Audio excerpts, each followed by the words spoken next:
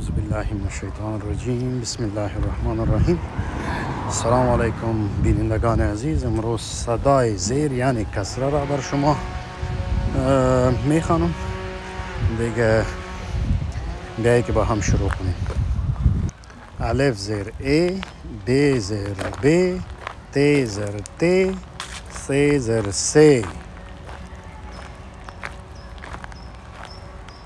جیم زیر ج، ح زیر ح، خ زیر خ، دال زیر د،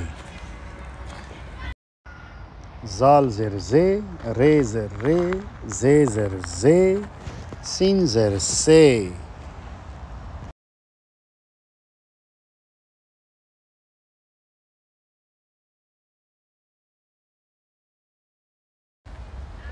شین زیر ش، صاد زیر س، داد زیر د، تا زیر توی،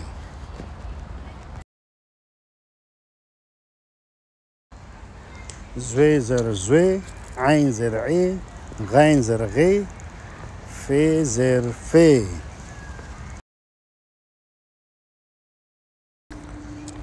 قاف زیر قی، کاف زیر کی، لام زیر لی، میم زیر می،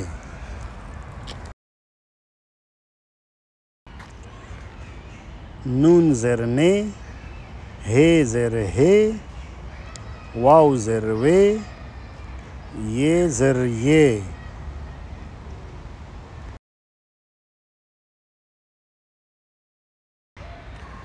خب بینندگان محترم، ای بود درس امروزی ما که انجام شد بخیر. دیگه انشاءالله با درس نو باز بخیر حاضر میشیم در خدمت شما. چینل ما را سابسکرایب کنید و منتظر ویدیوهای نو باشید. زنگوله را فشار بدید. وقت خوش، آرام. السلام علیکم و رحمت الله.